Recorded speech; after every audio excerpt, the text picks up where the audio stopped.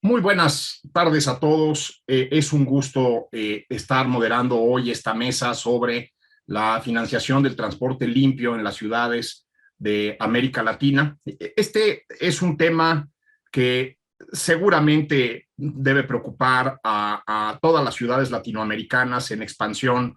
Vemos ciudades como Santiago, Sao Paulo, Bogotá, Ciudad de México, incluso hasta ciudades como Medellín o Monterrey, que tienen crecimientos muy importantes, una mancha urbana en crecimiento y donde se espera que el transporte público esté a la altura del crecimiento urbano para tener una urbe eficiente, funcional, densa, donde las cosas operen adecuadamente. En este sentido, la participación del sector público y de las alianzas público-privadas para financiar estos métodos de transporte es clave, es importantísima y tenemos un panel de lujo. Tengo a Fernando Páez, director de movilidad urbana para México y Colombia del World Resources Institute, Abel López Dodero, especialista en transporte de Banco Mundial, y a León García, asociado en Steer. Mucho gusto y bienvenidos a esta mesa, Fernando, Abel y León. Y sin más preámbulos, quisiera yo cederle la palabra a Fernando Páez para que nos cuente cuál es la visión de este think tank y quizás action tank también, que es World Resources Institute en la región, y cuál es su visión del financiamiento de transportes limpios, eficientes, funcionales. Adelante, Fernando, muchas gracias. Pero pues muchas gracias primero por la invitación a este congreso tan importante que tiene pues una gran trayectoria y donde hemos venido anualmente discutiendo temas que son de carácter estratégico para la movilidad, y en este caso, tal como está en el título, pues de redefinir e innovar la movilidad, pues es muy importante. Con un tema que es clave, que es estratégico y que es de vital importancia hoy en día para garantizar una movilidad sustentable, y es el financiamiento del transporte público como un reto para la movilidad urbana sustentable. Y creo que me sumo al comentario de Manuel en el sentido de cómo pues, la movilidad es una prioridad estratégica a escala mundial, nacional y local.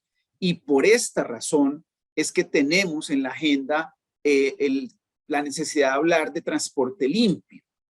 Pero transporte limpio es otro de mis planteamientos, va más allá de la tecnología que se seleccione para la operación de los sistemas, y un poco alrededor de eso voy a estar conversando. Primero, pues porque el transporte es uno de los sectores que más emite y que genera gases de efecto invernadero y otros contaminantes que inciden en el cambio climático. A nivel global, pues es uno de los sectores, repito, de mayor crecimiento, con un aumento proyectado del 70% para el 2050. Y esto sin duda pues genera una preocupación. Aquí vemos cómo a nivel global las emisiones de gases de efecto invernadero del sector transporte es del 24%, en Latinoamérica del 34%, y pues específicamente para citar nuestra localidad, pues en México el 35%. Pero también se estima que esto siga en crecimiento y que estas emisiones pues van a mantenerse en ese crecimiento si no tomamos acción sobre la movilidad, sobre cómo organizarla. Y uno de los elementos importantes que pueda aportar a esto, aunque su participación en las emisiones no es tan alta, pues es el transporte público. Y en Latinoamérica la mayoría de la población depende del transporte público. Eso lo venimos diciendo pues de manera permanente.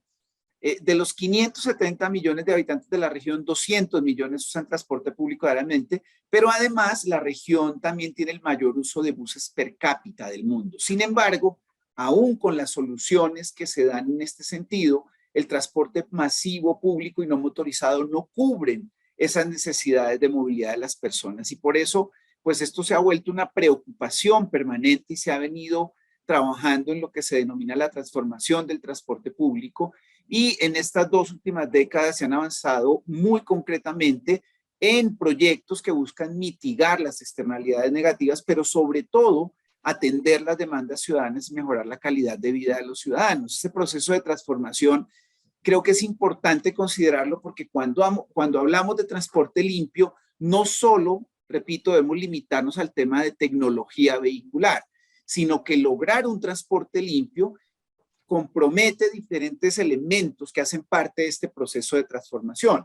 Y aquí aparecen políticas públicas y programas de financiamiento para la transformación del transporte. El fortalecimiento institucional es muy importante para el desarrollo de esto y modelos de negocio que permitan promover esa transformación. Infraestructura, por supuesto que la infraestructura también aporta a lo que denominamos transporte limpio, pero luego viene la tecnología vehicular, claro que sí, como un componente fundamental, pero también las tecnologías de información y comunicación que permiten ordenar la operación de los sistemas y generar finalmente servicios de calidad para las personas usuarias de los sistemas y servicios de movilidad en las ciudades.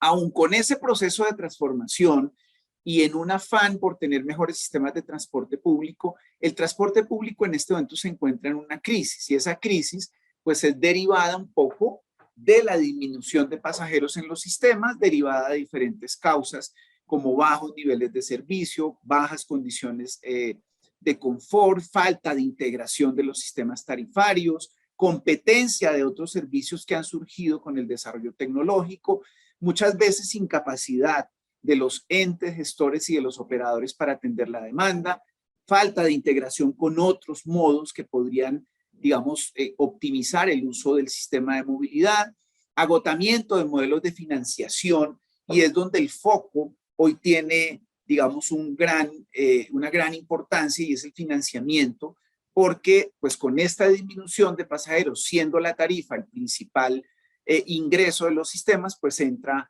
a ser un factor importante y finalmente la facilidad en la adquisición de compra de automóviles, motocicletas, entre otros. Se suma a eso toda la crisis derivada de la pandemia, donde la disminución de pasajeros pues se notó de manera mucho más amplia y aún en periodo de recuperación no logramos los niveles de demanda en los sistemas y eso agravó la sostenibilidad financiera. Muchos de los sistemas anuncian su colapso y pues existe nuevamente ante esto una falta de capacidad para garantizar el acceso al transporte público. Y es urgente de alguna manera atender esta crisis. También lo mencionaba Manuel en su introducción.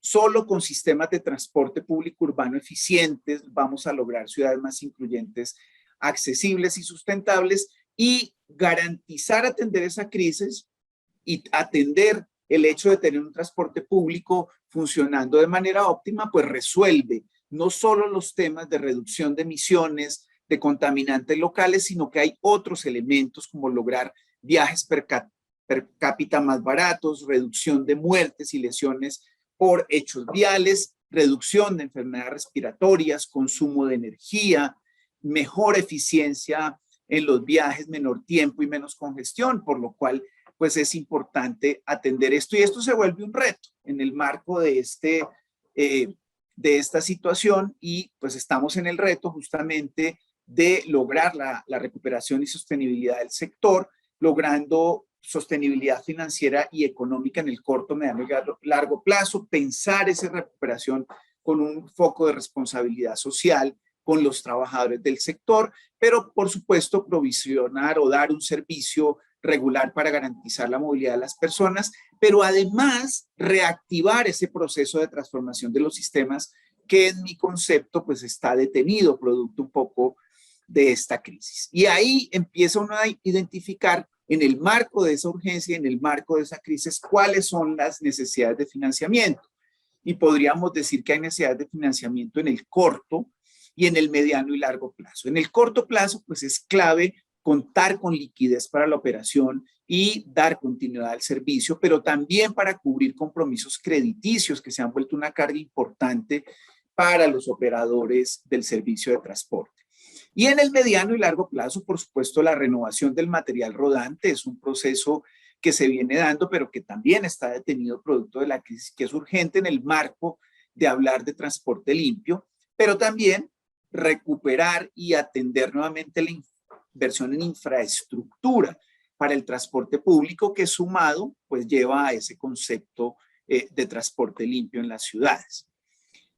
¿Qué tipo de esquemas de financiamiento identificamos en el corto plazo? Pues apoyos financieros directos, microcréditos con condiciones preferentes, sustitución de esas obligaciones crediticias, subsidios, que siempre se habla de subsidios y es un tema que preocupa mucho a los gobiernos, pero hay que pensar un poco en este tipo de soluciones y beneficios fiscales que en algunos casos ya han empezado a aplicar. Y en el mediano y largo plazo, financiamiento a través de crédito directo, financiamiento intermediarios, garantías financieras, arrendamientos financieros, es decir, pensar en esquemas que apoyen justamente atender esa crisis de financiamiento, pero con una visión de tener esas condiciones de transporte limpio en las ciudades.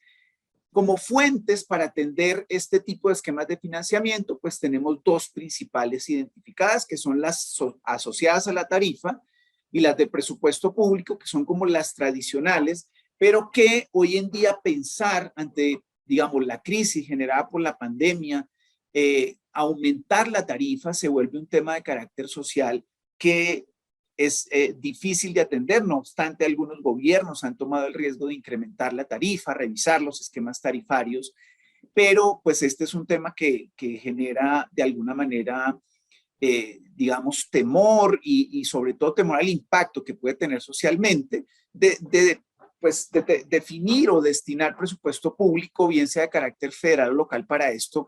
También es importante, pero hay que ver dónde están las fuentes que pueden respaldar ese tema del financiamiento desde el presupuesto público. Y ahí, pues, hay que empezar a considerar nuevas fuentes que pueden estar asociadas a la misma operación de los sistemas de movilidad, como impuestos al carbono, parquímetros, multas de tránsito, cargos por congestión, la tenencia como una fuente importante de recursos, y también vinculados a los impactos que genera el desarrollo de infraestructura para el sistema de movilidad o desarrollos inmobiliarios que requieren del sistema de movilidad para su conectividad y su óptimo uso, como el impuesto predial de los ingresos por plusvalías. Pero aquí hay un tema que implica decisión política y que implica también cargar con el costo político que puede implicar pensar en este tipo de esquemas. Aquí muchos gobiernos en Latinoamérica ya han empezado a presentar este tipo de soluciones con éxito, pero claramente con una reacción importante de la sociedad al respecto. En WRI, en el marco de esta crisis, hemos trabajado en pensar en una estrategia de recuperación del transporte en la cual hemos identificado como tres grandes momentos o fases. Una fase de sobrevivir, una fase de revivir los esquemas y funcionamiento del transporte público y una fase de prosperar, asociadas, como ya mencionaba, a que en la primera fase garanticemos liquidez de los sistemas. Luego reactivar el sector, incrementar sobre todo el número de personas usuarias para mejorar la inclusión y la calidad del servicio y finalmente lograr en una etapa de prosperar soluciones en términos financieros, operacionales y administrativos que permitan sistemas de transporte público de calidad mundial. Y en el medio de todo esto, pues hay una discusión en la mesa y hay unos procesos importantes de incorporar tecnologías eficientes en la operación y administración del transporte público como tecnologías limpias. En este sentido, en Latinoamérica pues ha habido esfuerzos locales, nacionales, dispersos para poder avanzar en esto y esto involucra principalmente estos tres tipos de tecnologías. Hoy en día el diésel, el gas natural como una tecnología de transición y ahora la electromovilidad, donde ya en Latinoamérica tenemos sistemas que han vinculado esta tecnología en grandes ciudades como Bogotá y Santiago de Chile, pero pues en México se está avanzando para tener proyectos pilotos o involucrar este tipo de tecnologías, pero pues aún se identifican muchas barreras para la implementación de estos sistemas. Y principalmente se identifican, digamos, para avanzar hacia ese concepto de movilidad eléctrica, retos de carácter institucional, cultural, tanto en gobiernos como en operadores, el hecho de identificar que la infraestructura es más costosa, que el financiamiento es complicado, que involucrar la tecnología implica decisiones en materia de infraestructura y de otros elementos, y que los modelos con los que se viene trabajando este tema no son modelos de contratación adecuados. Sin embargo, en estos últimos 5 años, diría yo, se ha avanzado de manera importante en atender esos retos, sobre todo en lo que tiene que ver con el cambio y el entendimiento de la tecnología, entender cuál es el comportamiento de los costos de la implantación de estos sistemas, y hay un avance tecnológico importante cada vez más que también tiene una implicación en la reducción de costos. Y hay un menor avance en los modelos de contratación, aunque ya hay ejemplos importantes de nuevos esquemas, y la necesidad de políticas públicas que incentiven este proceso sigue también, a nuestra manera de ver, rezagada, y es importante avanzar en esto. ¿Qué se requiere un poco para esto? Pues lograr involucrar nuevos actores en el ecosistema de transporte, cambiar las formas de operar y de contratar los servicios de transporte público con la innovación de las tecnologías, y se requiere un gran apoyo del sector público. Ha habido un enfoque muy importante en los modelos de negocio, de tal manera que se puede entender los componentes de inversión, las fuentes de recursos, los productos financieros que pueden apoyar ese proceso y los mecanismos de implantación, haciendo preguntas tales como qué inversiones implican la adopción de mejor transporte público, cómo se pueden pagar estas inversiones, y es cuando hablamos de fuentes, cómo involucrar capital de terceros que puedan invertir en ese cambio, pero también cómo distribuir riesgos y responsabilidades. Y justamente esos nuevos modelos de negocio lo que han mostrado, y con esto termino, es que se involucran esos actores generando un cambio en la ecuación que se tenía frente a la prestación del servicio, donde toda la carga se estaba dando al prestador de servicio, operador público-privado, y lo que se está haciendo es distribuir un poco esas responsabilidades en la provisión de flota, en la operación y mantenimiento del servicio,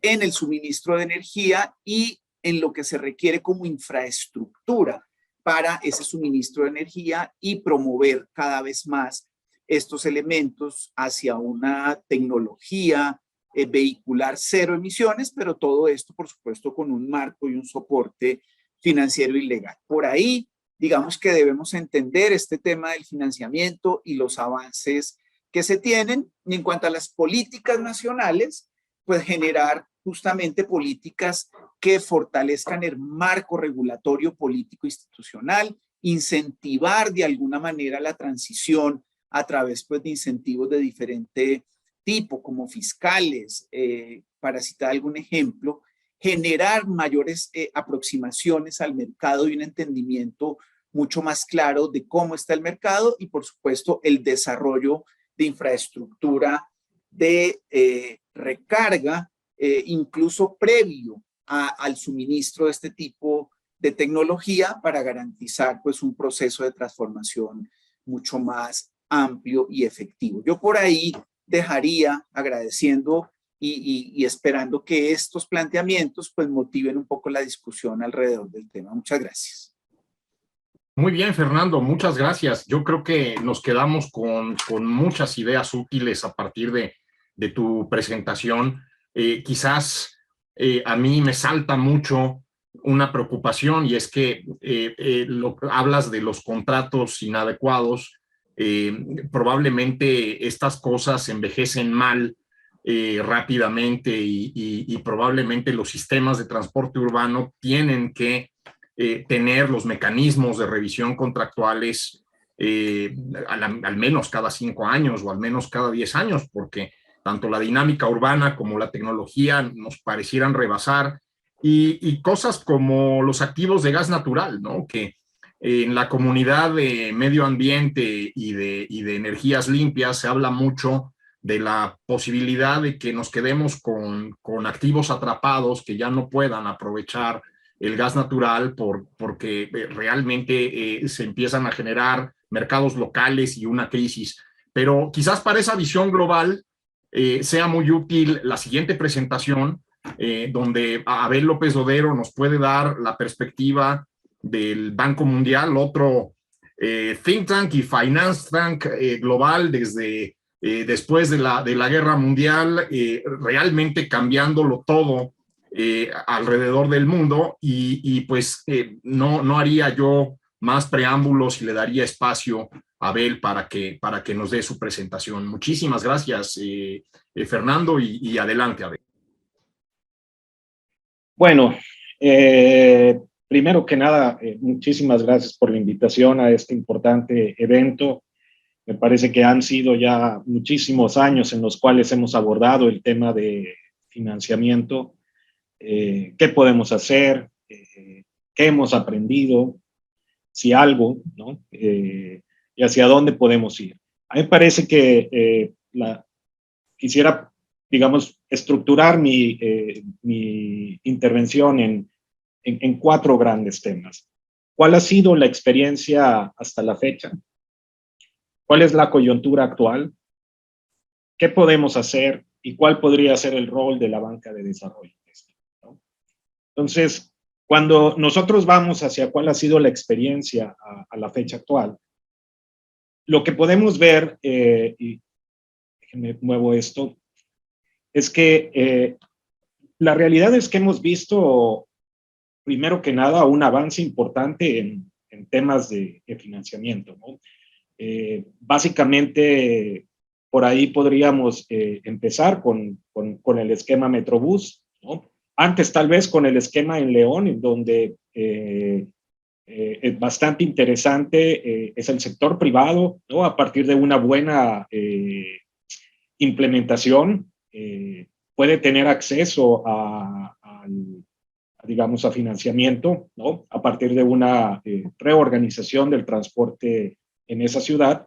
Lo mismo con el Metrobús, ¿no? Entonces, hay que, de alguna manera, reconocer que se han hecho muchísimos avances.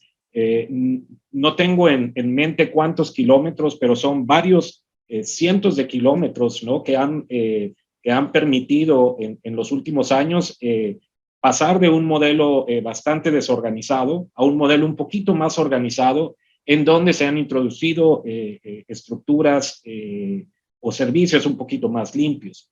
Sin embargo, a pesar de estos grandes esfuerzos, hemos tenido y hemos visto estructuras bastante subóptimas. Y la razón de estas estructuras subóptimas es por, vamos a ponerlo así, tal vez el conocimiento sobre los riesgos financieros y cómo lograr una bancabilidad, tal vez no se había desarrollado de manera tan importante como ahora. Y tal vez el otro elemento también que estaba afectando para que no se desarrollara este conocimiento financiero es que tratáramos de encajar todos los componentes que uno puede encontrar en el transporte público convencional a estructuras que no necesariamente pueden funcionar para tener acceso a financiamiento, como claridad en un esquema de concesión, con un esquema de pago bastante bien identificado, y en el caso de que el modelo financiero no pudiera cerrar únicamente con la tarifa, elementos de subsidio o de apoyo por parte del gobierno claramente identificados. Entonces, estos elementos no necesariamente fueron contemplados en los primeros proyectos o en la primera generación de proyectos, por así decirlo, con una característica más limpia, ¿no? Hay que decir que se generó muchísimo interés por parte de varios participantes, ¿no? en el sector financiero. Fonadín ayudó muchísimo, el Fondo Nacional de Infraestructura, en todo este andamiaje, pero lo que pudimos ver es que a pesar de todo este andamiaje que se puso digamos, en operación, pocos bancos comerciales realmente participaban en el financiamiento del transporte público. Esto que nos lleva a que hay poca competencia, a que todavía hay bancos grandes que no están entrando en los negocios de financiar el transporte público, Y esto nos lleva a tasas un poquito más grandes y a periodos de crédito un poquito más, más limitados. Y obviamente también dentro de estos actores están las financieras de las armadoras cumpliendo un rol muy, pero muy importante, ¿no? Diríamos que se ha logrado mucho, pero nuevamente con muy poca innovación. Es decir, es cómo nos llevamos los beneficios de un financiamiento al proyecto a este tipo de intervenciones. Y ahí hablo, por ejemplo, del uso de garantías y posiblemente del uso de subsidios dedicados al transporte bien estructurados para poder bajar los riesgos financieros. Ahora, el uso de garantías, por ejemplo, no es algo desconocido. La Ciudad de México en el 2009-2010, muy innovadora, poniendo un esquema de garantías para permitir la transición del microbús a corredores de transporte un poquito más ordenados y que permitía poder apalancar a los transportistas, apalancarse a los transportistas a partir del proyecto que iban a introducir camiones nuevos. Entonces, está uno de los elementos que está por ahí. ¿Cuál es la coyuntura actual y qué podríamos hacer? Fernando lo indicó bastante claro y bastante acertado en el sentido de que hay un antes y un después del tema del COVID. Sin embargo, hay que tratar de entender nuevamente, y por eso es importante mencionar el tema de las estructuras subóptimas. No quiere decir que estas estructuras subóptimas realmente pudieron lograr financieramente los objetivos planteados. Vimos en muchos casos, o en la mayoría de los casos, créditos que se tuvieron que reestructurar, autoridades que tuvieron que tomar un papel más fuerte y hacerse cargo de ciertos proyectos. Y entonces ya teníamos una trayectoria que de alguna manera nos indicaba que los proyectos estaban bastante limitados en cuanto a una fortaleza financiera. Entonces, ¿qué sucede cuando viene un evento como el COVID? Bastante importante, ¿no? Pero lo que sucede es que estas estructuras que estaban muy débiles llegan y son impactadas de manera significativa. ¿Por qué? Porque el elemento que podía hacer que estas estructuras subóptimas medio se mantuvieran tenían que ver con los niveles de demanda. Al caerse los niveles de demanda, se caen los niveles de recaudación y esto es lo que terminó, por así decirlo, en llevar a las empresas de transporte que habían invertido en cierto tipo de tecnologías limpias a estar en una situación de crisis, en una situación de imposibilidad de poder cubrir ciertas obligaciones financieras en el corto plazo. Cuando uno analiza por el lado de la oferta, que en este caso es qué es lo que piensa la banca comercial, de desarrollo, aseguradoras y demás, lo que uno puede ver es que estos proyectos que ya consideraban ellos como riesgosos, pues simplemente se volvieron mucho más riesgosos. Quiere decir que si algunos apenas estaban por pasar ese nivel de bancabilidad mínimo necesario, la realidad es que hoy por hoy lo que podríamos ver es que estos proyectos o estas mismas estructuras no nos van a poder permitir ir hacia la transición de poder meter o introducir tecnologías más limpias. Por esa razón, cuando uno analiza y dice, ¿qué es lo que nos puede llevar a poder estar otra vez en la trayectoria de crecimiento que habíamos experimentado desde estos dos primeros casos, como mencioné, como Metrobús, como el caso de la ciudad de León? Pues es tratar, número uno, de tratar de tener estructuras innovadoras. Es decir, Fernando lo comenta, modelos de contratación diferenciado. ¿Dónde está el mayor riesgo? ¿no? Es en la aportación de capital. ¿Qué puede hacer el gobierno desde su rol de un diseñador también de la política pública? ¿En qué instrumento debo de tener para poder apoyar a esta transición, que al final del día ellos son los responsables de esta transición y de apoyar esta transición? Número dos, el uso de garantías. Muchas veces, como comentó Fernando, no existen subsidios directos al transporte público.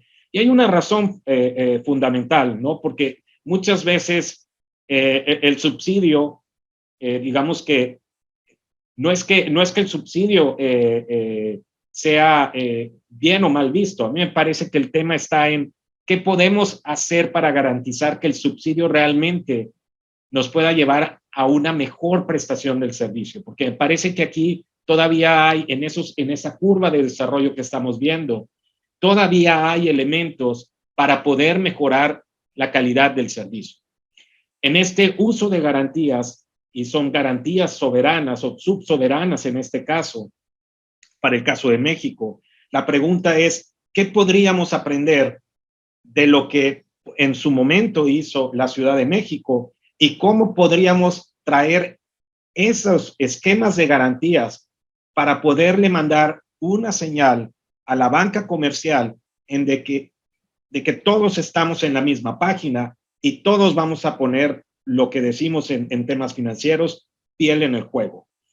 Nuevas reglas. A mí me parece que el tema de el COVID presenta oportunidades importantes para empezar a trabajar en las nuevas reglas, en este marco, digamos, institucional y legal que debe de existir entre los prestadores del transporte público, el gobierno y actores asociados a la prestación del transporte público. Y estas nuevas reglas tienen que ver con, revisemos, por ejemplo, cuál es el modelo de concesión mediante el cual, por ejemplo, los bancos se sienten cómodos y las instituciones financieras participando en ellos.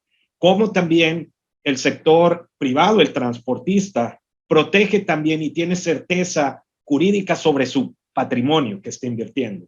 Y cómo también el usuario se le brinda una buena calidad de servicio. Entonces, me parece que aquí es en donde está esta gran oportunidad para poder no necesariamente reinventarnos, sino poder subirnos otra vez a la curva de desarrollo que traíamos, pero con elementos mejorados. Esto, por supuesto, que va a requerir de la mejor institucional, es decir, cuál es el rol del Estado en poder, digamos, garantizar estas nuevas reglas, ¿no? Cómo poder monitorear que las garantías subsoberanas no se nos vayan no se nos vayan a activar, porque entonces generamos un problema todavía mayor para la propia administración pública. Y me parece que otro de los elementos es que, si bien es cierto que hay una necesidad por parte de los transportistas de apoyarlos a tener acceso a capital de trabajo, sobre todo de corto plazo, me parece que es tiempo para poder revisar estos elementos de mejora en la calidad. Es decir, sentémonos, trabajemos, pero reconozcamos que de los dos lados hay áreas de oportunidad para poder movernos hacia otro tipo de modelos y otro tipo de servicio un poquito más orientado hacia tecnologías más limpias.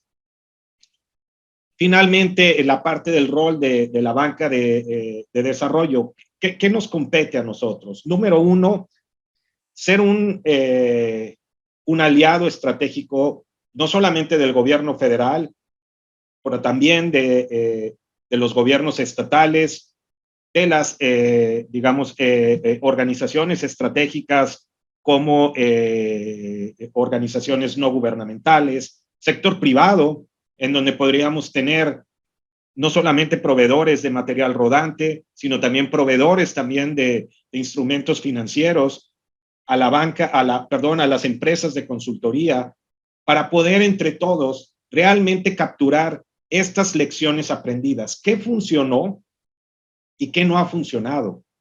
Me parece que no es agarrar y decir borrón y cuenta nueva, empezar de cero, la verdad es que México y en general América Latina tenía una transición bastante interesante. Hay unos esquemas que han resultado ser un poquito más fuertes y más resilientes, en este caso, a caídas importantes en la demanda, como uno puede ver, por ejemplo, todo el trabajo que se está haciendo en Chile, por ejemplo, en Colombia también. Y entonces uno dice que también en México, por ejemplo, podemos ver incluso el esfuerzo que hace Metrobús, ¿no? Entonces, cuando uno ve y dice, hay cosas que han funcionado y funcionan relativamente bien, es cómo las podemos traer y la pregunta es qué hubiéramos hecho mejor. Pero nuevamente, me parece que es incorporar la voz y la visión de todos aquellos participantes del sector que han experimentado en carne propia esta curva de desarrollo. A mí me parece que otro de los elementos en donde la banca de desarrollo puede apoyar de manera adecuada es en atraer a nuevos actores, es decir, y no solamente nuevos actores, sino nuevos elementos, por ejemplo, transparencia y criterios de inversión responsable. Y cuando hablamos de estos dos elementos, lo que estamos haciendo es tratar de llevar al transporte público a un escalón todavía más arriba, en donde vamos a venderles a nuevos inversionistas el nuevo esquema de desarrollo mediante nuevas reglas. Es decir, ¿quiénes podrían venir a invertir? Necesitamos fondos de pensión, los hemos analizado, y no solamente los fondos de pensión a nivel federal, sino también a nivel subnacional. Empresas aseguradoras que podrían participar también en estos nuevos esquemas y sobre todo tratar de tener estructuras que permitan ampliar la posibilidad de que más bancos puedan participar en este tipo de esquemas. Cuando uno piensa en nuevos actores, nuevamente lo que nos van a pedir es estructuras más sólidas, esquemas de transparencia y criterios de inversión responsable. Entonces, desde un punto de vista, necesitamos empezar a cambiar esta visión para poder entonces lograr esta transición a tecnologías más limpias. Y otro esquema que nuevamente que queremos hacer hincapié es en el uso de las garantías de crédito. Las garantías de crédito o los esquemas de garantía lo que nos pueden permitir es decirle a la banca comercial o a las instituciones financieras es, yo, gobierno, como responsable de ceder un título de concesión, estoy aquí presente para poder atender cualquier eventualidad que le pueda pegar al modelo de negocios. Es simplemente este respaldo que le podrían dar a un sector privado conformado de transportistas para poder tener acceso a este financiamiento. Número uno.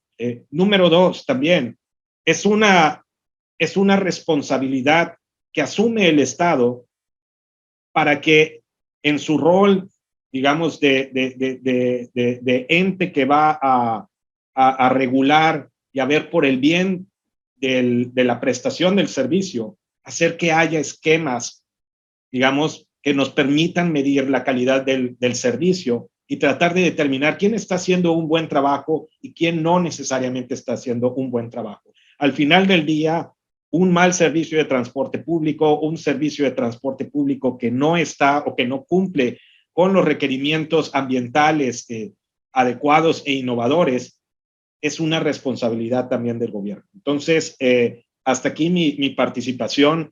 Muchísimas gracias. Abel, los agradecidos somos nosotros. Me quedo aquí en mi casa con un tema muy importante. Creo que está siendo modesto en decir que a lo mejor no hemos aprendido mucho. Si la bancabilidad de los proyectos está en su mejor momento, yo creo que hay ahí buenos aprendizajes. Quizás recojo de la experiencia de la Ciudad de México que resaltas en tu presentación, pues la participación del gobierno nacional, el gobierno federal a través de Fonadín y a través de distintos esquemas. Yo creo que esto que estás diciendo de, sobre todo, la atracción de nuevos inversionistas, quizás aquí habría una oportunidad para que el público en general pudiéramos invertir nuestros ahorros en empresas de alta sustentabilidad. una pyme en América Latina tiene mucho riesgo, ¿no? Y así como el transportista que era dueño de un bus pequeñito y que vivía en la guerra del centavo y estaba pues con su pyme con ruedas, mejora su perfil estando en una empresa integrada donde hay muchos socios, donde las cosas funcionan, entonces igual y el público también tendría ahí un beneficio. A lo mejor allá hay una innovación financiera en la que tenemos que trabajar, un IPO de las empresas de transporte público y movilidad. Quizás aquí el tema de la garantía soberana me parece crucial. Aprendería yo de la experiencia mexicana, no solo de la Ciudad de México, que quitamos los impuestos sobre tenencia vehicular en lugar de mantenerlos y usarlos para financiar el transporte público. Esos impuestos desafortunadamente se usaban para financiar gastos generales de los gobiernos. Pero yo creo que si corregimos la externalidad de los autos vía precio y metemos esos recursos a transporte público, probablemente podríamos lograr cosas y ahí para que sigamos trabajando en eso. Y muchas gracias por la presentación, Abel, brillante. Y quisiera yo ahora seguirme con León García Medrano. León pertenece a STEER, esta importante firma de consultoría y de análisis y de implementación de proyectos de transporte. Por favor, León, estamos atentos a lo que tienes que decirnos. Perfecto, muchas gracias. Pues gracias por la invitación. Es un honor estar representando en este foro tan importante. Y pues voy a seguir con y Abel mencionaba hace un momento, Abel, que el transporte público pues es una responsabilidad, y en esa responsabilidad de Estado muchas veces en el transporte tradicional se interpreta como la emisión de un permiso o de una concesión y no vuelve a haber más intervención del Estado en el transporte hasta que esa concesión está a punto de vencer. El transporte tradicional, como sabemos, pues es una caja negra y es prácticamente, se puede decir que es lo mismo en toda Latinoamérica, desde Tijuana hasta Tierra del Fuego. Lo que pasa en el transporte público es prácticamente desconocido para otros sectores. Afortunadamente, en algunas ciudades de Latinoamérica, pues eso ya está cambiando y ejemplos muy interesantes están ya a la vista. Les quiero platicar un poco sobre el ejemplo de Santiago, sobre la experiencia de Chile. Pues el primer piloto León, discúlpame. A través de una... ¿Sí? Discúlpame la interrupción, no sé si es mi transmisión, quizás otros están teniendo problema y una intermitencia en tu audio. A lo mejor si dejas de compartir tu cámara, mejora tu salida de voz. Sí, soy un poquito cortado, pero... De acuerdo.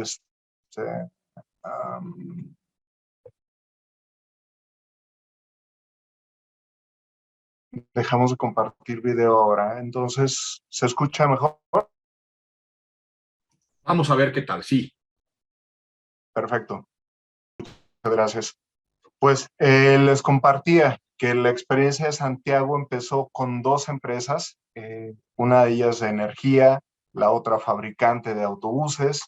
En 2013, en 2015 apenas se decidió la política energética del país, en donde se establecieron metas sobre producción de energía renovable, y en 2016, y este es un hito muy importante, se estableció la normativa Euro 6 como obligatoria. En este mismo año, el segundo piloto se implementó con un servicio demostrativo en el Centro Histórico de Santiago, involucrando a estas mismas dos empresas, además de los ministerios ya de Transporte y de Ambiente.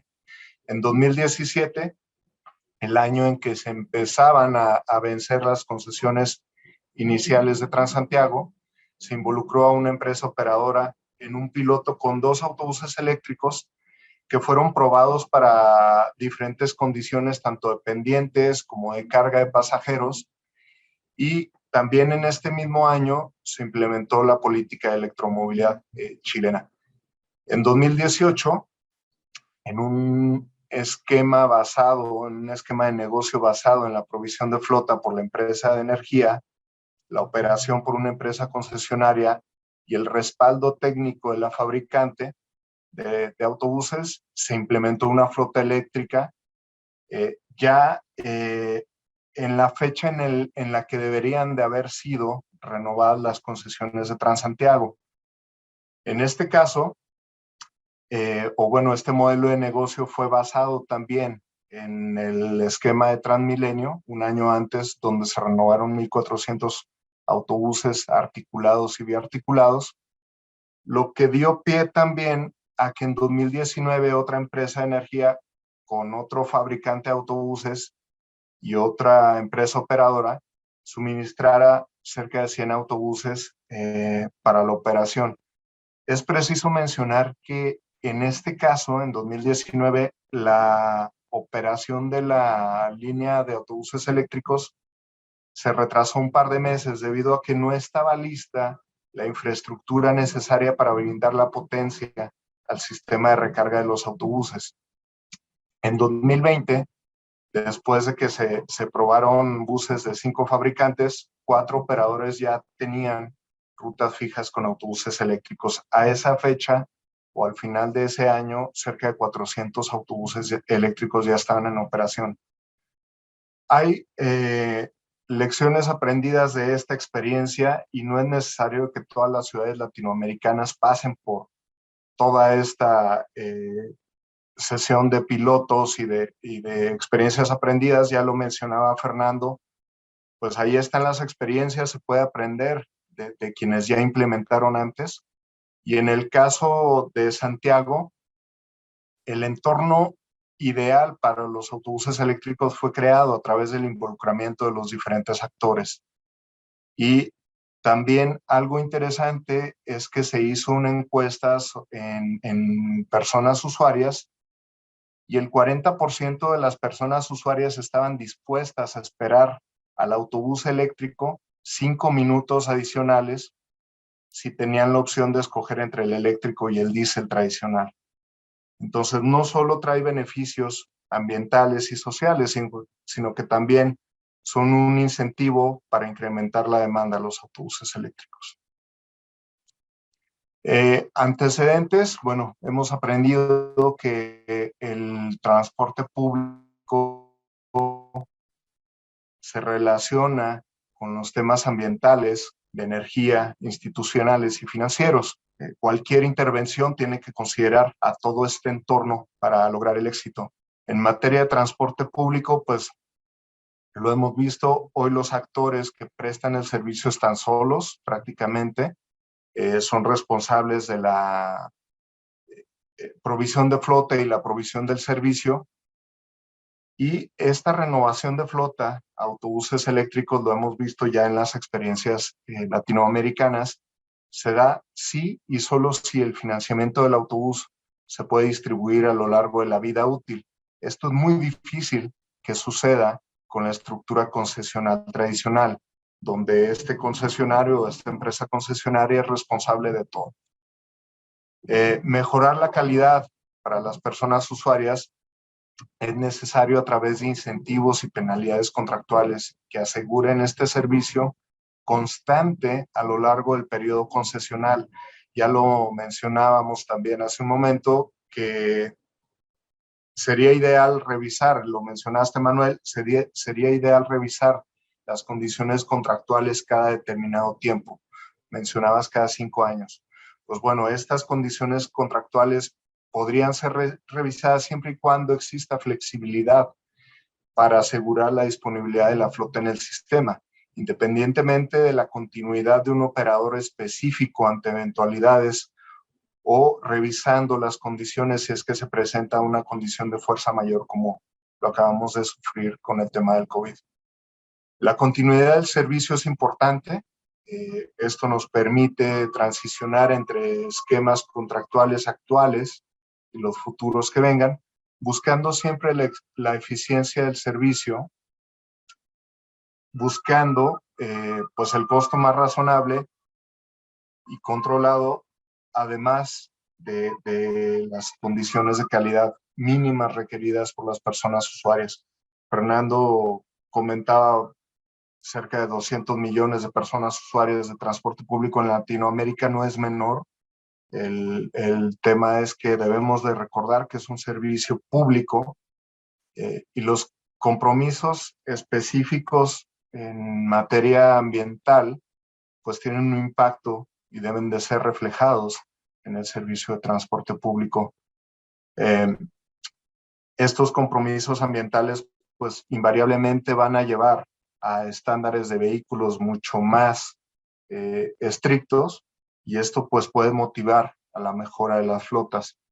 En materia de energía tenemos que pugnar políticas energéticas claras que motiven la participación privada en el sector del transporte público, que el sector del transporte público sea visto también como una oportunidad de negocio por las empresas de energía e inversión por estos actores. En materia institucional, pues las primeras implementaciones de autobuses eléctricos en Latinoamérica nos han enseñado que se dan con mucha más facilidad en sistemas que tienen una capacidad de gestión robusta. Lo vimos en Transantiago, lo hemos visto en Transmilenio, en Metrobús, en Sao Paulo con SP Trans. Y esto no solo asegura el éxito de la implementación, sino que también asegura las condiciones para compartir la información que permiten replicar la implementación tanto en otros sistemas como en el mismo sistema de la ciudad. Por último, pues bueno, el tema de fondeo y financiamiento. Aquí es importante el tema de los subsidios, ya mencionado por Abel y por Fernando. Sin embargo, cuando hay dinero público involucrado, tiene que existir también el repositorio de información donde se compartan las experiencias para multiplicar esto en el resto de sistemas de transporte público. Mencionaba al inicio de mi intervención, el transporte público tradicional es una caja negra. Esto debe de cambiar para que el transporte público sea un repositorio de experiencias de la cual podamos aprender y poder replicar y poder lograr esta mejora de la flota en menos tiempo. Los retos para la implementación de autobuses eléctricos, este es el modelo de Santiago visto en esta gráfica, donde está el Estado por un lado, regulando la actuación de las otras dos partes importantes, por un lado la empresa de autobuses o la operadora de autobuses, y por el otro lado la empresa de energía proveedora, además de la energía, de la flota y de la infraestructura de recarga. Por otro lado está el fabricante de los autobuses, pues reduciendo el riesgo de la nueva tecnología a través de soporte y de garantías. La introducción de autobuses eléctricos, pues podemos clasificar los retos principales en financieros, técnicos e institucionales. Por un lado, los financieros requieren que los altos costos iniciales de la implementación sean efectivamente distribuidos en el tiempo. Y esto se va a lograr a través de el acceso al crédito y el soporte de empresas fuertes, de empresas fortalecidas que lamentablemente en empresas de transporte tradicional, pues pocas son las que tienen esta capacidad. Los retos técnicos, si bien existe poca experiencia con estas nuevas tecnologías, pues es importante que se logren sinergias entre asesores técnicos y financieros para poder identificar cuáles pueden ser los riesgos y asignarlos a aquel actor que tiene más capacidad de asumirlos o de mitigarlos. Por último, los retos institucionales, dependiendo de la ciudad o el país de implementación, pues todavía existe cierta incertidumbre sobre la política pública en materia energética. Y en este caso, cuando no existe involucramiento interinstitucional, pues las maneras de hacer las cosas como se hacen hoy en día es la mejor manera o es la manera más probable de que sigan haciéndose. Cuando existe involucramiento interinstitucional, pues bueno, existe un soporte y existe también presión para cambiar algo que hoy funciona, que tal vez funciona mal, pero que funciona.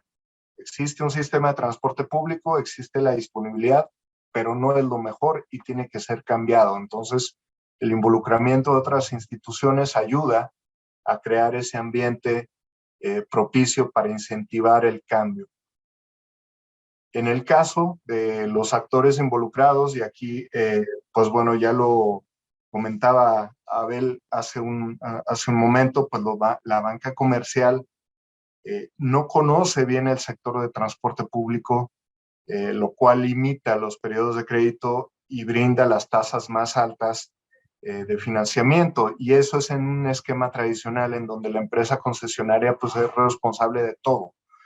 En el caso de los tres principales actores que se ven en estos nuevos modelos de negocio para incentivar la electromovilidad, pues existen grupos inversionistas o de empresas de energía a cargo de suministrar la flota y la infraestructura de recarga, a cargo o no de mantener la flota, de renovar las baterías y de gestionar esas garantías sobre los activos proporcionadas tanto por fabricantes como por otros proveedores, además del suministro de energía. Estas empresas de alguna manera tienen más capacidad para acceder a líneas de crédito en mejores condiciones que las que actualmente tienen los concesionarios tradicionales. La banca comercial pues no debe perder ese rol de generar líneas de crédito para la implementación de los proyectos o la renovación de baterías cuando llegue el momento de hacerlo. Y por supuesto también pues la posibilidad de arrendar activos a un grupo mucho más sólido que solo un concesionario por separado.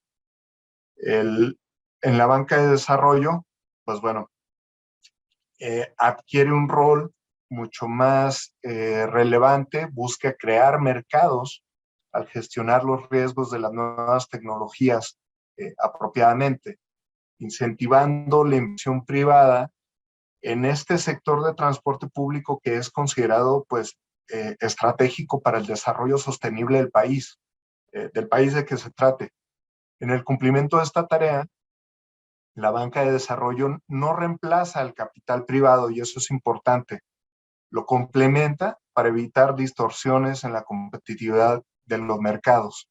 El objetivo de esto es crear un ecosistema en el que el servicio del transporte público sea o siga siendo más bien o retome su papel como un bien público enfocado a las personas usuarias y que a su vez incentive las cadenas productivas del país en donde se implemente. La banca de desarrollo entonces adquiere un papel de respaldo con la compartición de lecciones aprendidas, como bien lo mencionaba Abel también, respaldando a los proyectos, sí con capital, si es el caso, con el fondeo de la estructuración del proyecto, como podría ser, o con garantías para mitigar los riesgos que puedan surgir a lo largo de la operación ya del proyecto. Y por último, pues bueno, gestionar también, ¿por qué no?, los subsidios que se den en esta materia. Hoy en día es común que los países latinoamericanos tengan subsidios a los combustibles fósiles, al diésel o a las gasolinas. Pues bueno, esto tiene que ir cambiando si es que queremos alinearnos a los objetivos de reducción de emisiones para que estos subsidios sean replanteados hacia modos de transporte más limpios, específicamente pues la electromovilidad en el transporte público. Y este es el papel también de la banca de desarrollo de administrar o de establecer las reglas de implementación de estos subsidios a través de aportación a capital. Hasta aquí llega mi presentación. Pues muchas gracias, quedo atento. León, muchísimas gracias, interesantísimo. La verdad me quedo con varias cosas. Yo creo que hay cierta coincidencia en las tres presentaciones, que es necesario que las empresas de transporte público se vean como una oportunidad de negocio. Todo el tema de electromovilidad es interesante porque si recordamos a las ciudades latinoamericanas a finales del siglo XIX, principios del siglo XX, teníamos esquemas de electromovilidad. Obviamente, pues no había baterías, no estaba tan bien diseñado, pero había una red eléctrica que corría sobre rieles y que llevaba tranvías y que llevaba una serie de vehículos eléctricos, misma que se mantuvo en pocas ciudades en Norteamérica, en casi ninguna en América Latina, pero en Europa se continuó con esas redes, y quizás ahí habría que aprender de esas experiencias.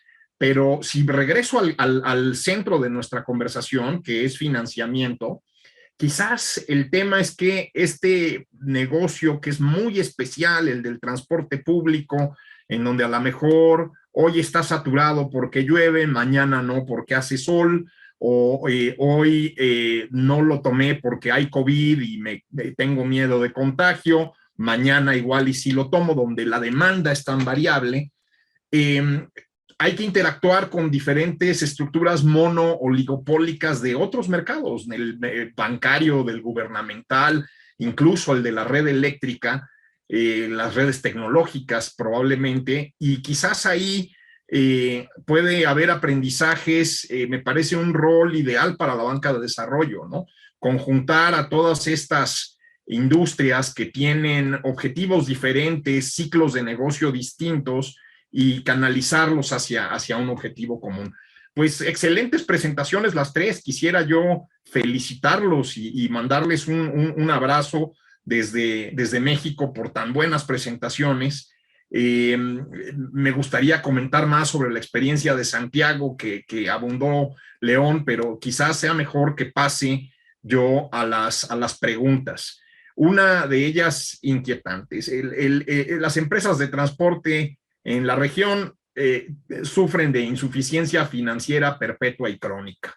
¿Cómo incentivar la mejora del servicio, financiar la modernización y mejorar el transporte y con ello transformar para bien la movilidad? Yo creo que las tres presentaciones tienen elementos. Quizás las alianzas públicos-privadas son importantes, quizás las alianzas entre niveles de gobiernos sean importantes, pero dejaría yo que los tres oradores o alguno de los tres, si alguien quiere saltar al ruedo, nos cuente qué piensa al respecto.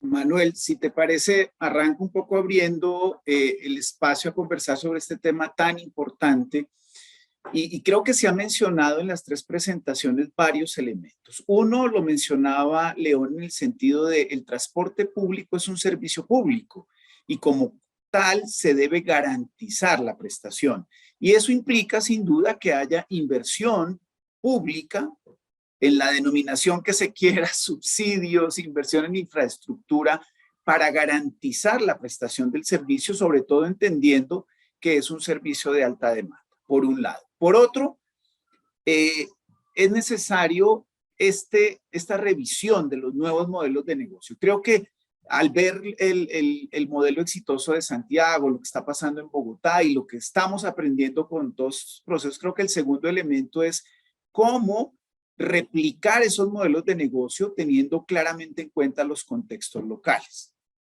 Y yo creo que para todo esto, y con esto cierro, es importante seguir trabajando en la institucionalización del transporte, de tal manera que tengamos certidumbre jurídica y certidumbre financiera para los prestadores de servicio, pero eso implica un tema que también se trató en las tres presentaciones: instituciones fuertes y modelos de relacionamiento entre público y privado que tengan claras condiciones para su operación y que genere los beneficios esperados. Yo por ahí dejaría, porque sé que mis compañeros tienen mucho que decir al respecto.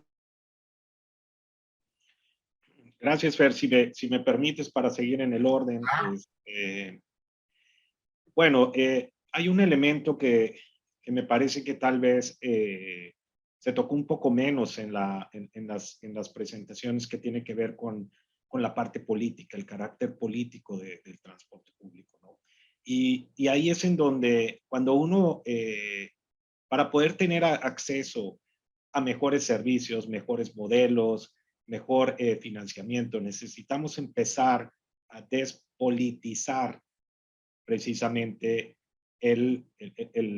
la parte del transporte público. Es un servicio público y debería de ser un negocio también, si es bien estructurado, bien establecido, con reglas claras, ¿no?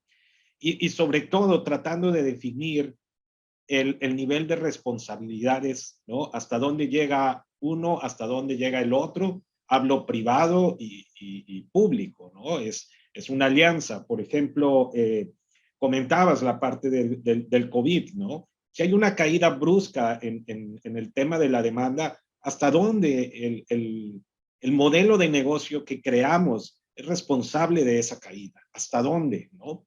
Siempre uno, cuando estructura un modelo en donde hay una participación pública y privada, siempre se definen estos límites, ¿no? Eso da certeza.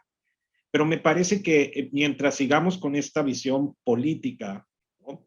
Que si bien hay que diferenciarla, ¿no? Política, hay una cuestión que es política social, que debería estar bien entendida. Sí, las personas gastan mucho en transporte público, sobre todo los ingresos, las personas con ingresos más bajos, y ahí debe de estar orientada una política pública importante. Por eso, la importancia de los esquemas de subsidio. No se trata nada más de pensar en un esquema de subsidio directo. Puede ser un subsidio orientado a aquellas personas que realmente requieren el subsidio. Entonces, esa parte me parece que resulta importante, pero todo converge a algo que Fernando acaba de decir. Requieres de instituciones fuertes, requieres de una decisión que va más allá del tema político y decir, necesitamos profesionales, verlos cada vez más, no tengamos tanta rotación de personal. 1.5 años, menos de 2 años, por ahí recuerdo un dato que por ahí Fernando había dado, cambia un secretario de movilidad en México. Es imposible pensar en una planeación de largo plazo cuando tienes estos temas, ¿no? Entonces, hasta aquí mi intervención. Gracias. Yo quiero seguir con con el tema que mencionó Abel justo. Hoy en día, pues el concesionario de transporte es un guerrero que sale todos los días a enfrentarse con el mundo, contra el mundo, a las calles. Y si esto no fuera suficiente, pues también se enfrenta con estos cambios políticos que se dan cada año y medio, que también retomó Abel, con un nuevo secretario o secretaria de movilidad, con nuevas políticas o con nuevas formas de hacer las cosas. Quitando ese componente político del transporte, pues ya tendríamos un aspecto menos que preocuparía a este guerrero concesionario que se enfrenta en las calles contra el mundo. El modelo de negocio tiene que migrar, tiene que verse como una empresa formal, profesional, transparente, que responda a sus obligaciones impositivas o fiscales. Y por supuesto, pues todo esto empieza desde la institución que regula o que gestiona el transporte público. Si no se crea todo ese ambiente de seguridad, pues va a ser muy difícil que la empresa concesionaria migre hacia un modelo profesional, que es lo que necesitamos. Resumiría yo sus excelentes respuestas en replicar modelos de negocio tomando en cuenta contextos locales, instituciones fuertes, despolitización del transporte público y construcción de un buen ambiente de negocio para el sistema. Y esto toca otras aristas de la administración pública, la relación entre los municipios y los gobiernos nacionales, los servicios civiles de carrera. Estoy de acuerdo contigo que en año y medio apenas un funcionario va entendiendo de qué va el asunto y ya tiene que entregar sus libros blancos para el siguiente. Tengo otras 3 preguntas que probablemente podrían resumirse en una. Nos pregunta nuestro público diciendo es que el gasto público siempre es insuficiente, el gasto privado ocurre de manera muy limitada. ¿Cómo podemos acelerar los procesos para el mejoramiento de transporte? ¿Cómo podemos hacer que los empresarios accedan a financiamiento, créditos, esquemas de negocio, sobre todo de manera veloz? Me da la impresión de que creamos las innovaciones, no soy tan pesimista como Abel en términos de que igual y no innovamos tanto, pero una vez que las innovaciones se instrumentaron, igual y ya llegaron tarde y tenemos que estar ya en la siguiente innovación. Entonces, ¿cómo aceleramos el ecosistema de financiamiento del transporte? Quizás ahí es donde se resumen estas 2 preguntas. Si quieren, podemos empezar en orden inverso. Empezamos por León ahora y ya luego que Fernando o Abel nos cuenten. Gracias, claro. Lo mencionaba Fernando, pues a la par del transporte público, más allá de los autobuses, pues existe toda una infraestructura que es necesaria para la modernización o que puede ser complementaria a la modernización, los carriles exclusivos, la infraestructura de recarga, los encierros y talleres adecuados.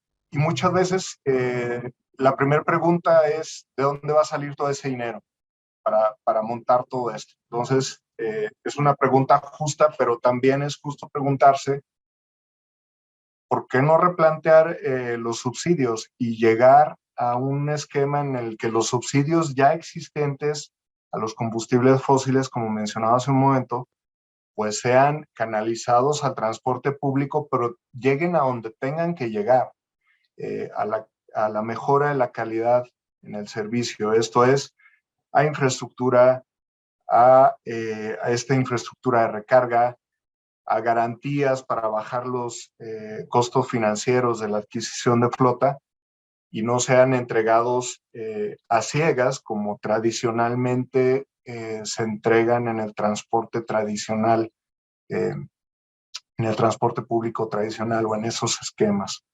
Hasta aquí mi intervención. Gracias.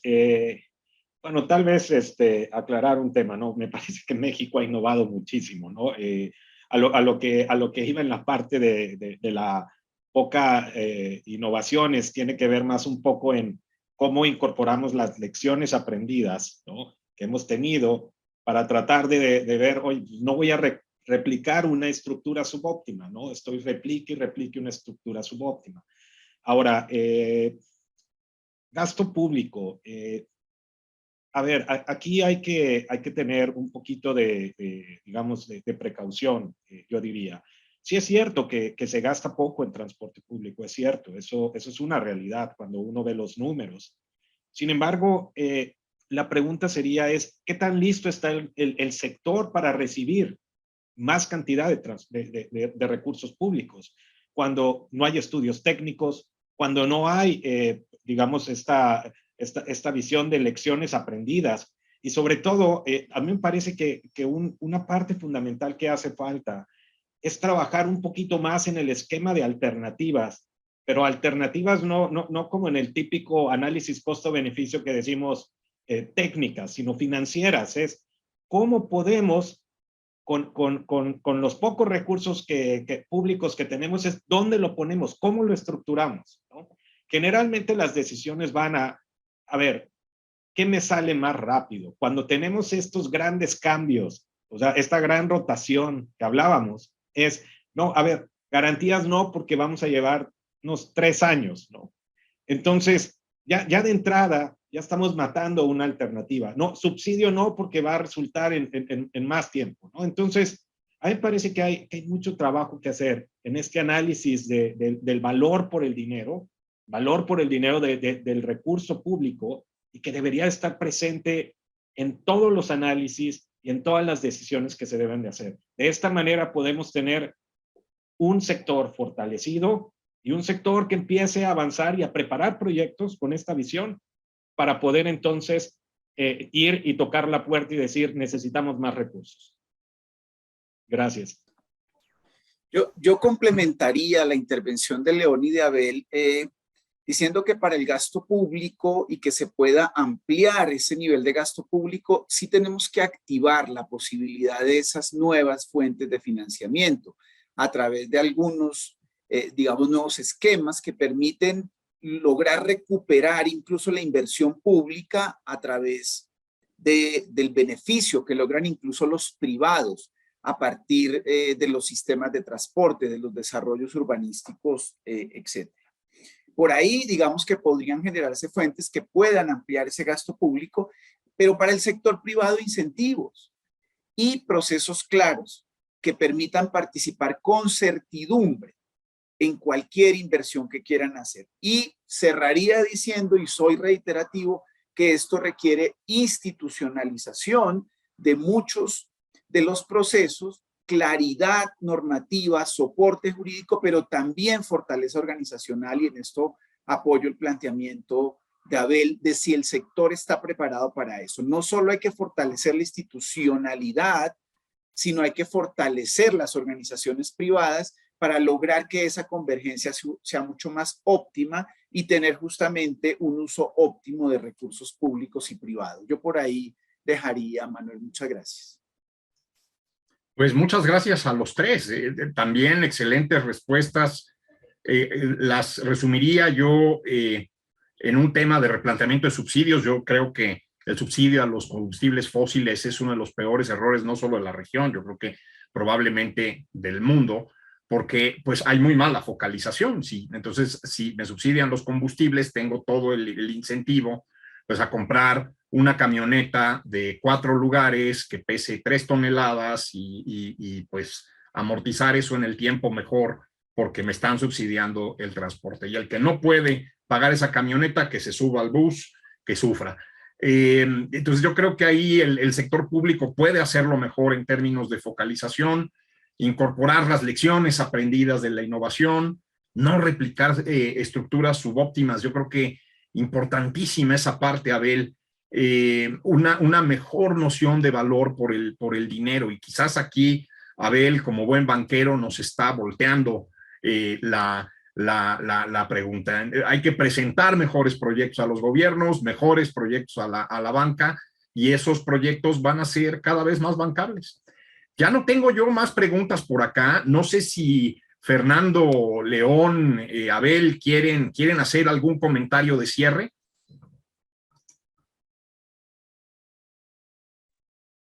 No, yo solamente, digamos, agradecer, y yo creo que este tipo de conversaciones que se están dando en el marco del Congreso tienen que mantenerse, y tienen que mantenerse para poder pasar un poco del discurso a la acción.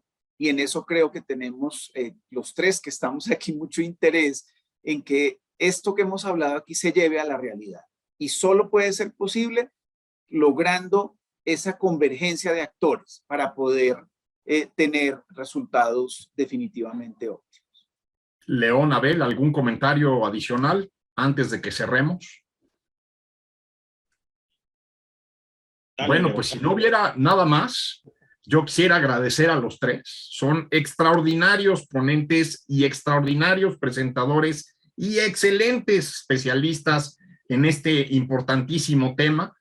Quisiera mandarles un abrazo y un aplauso virtual por esta extraordinaria charla. Yo soy Manuel Molano, economista mexicano y colombiano, profesor del TEC de Monterrey, amigo de todos ustedes, y muchas gracias por acompañarnos en esta conversación. Que tengan muy buen resto de su día.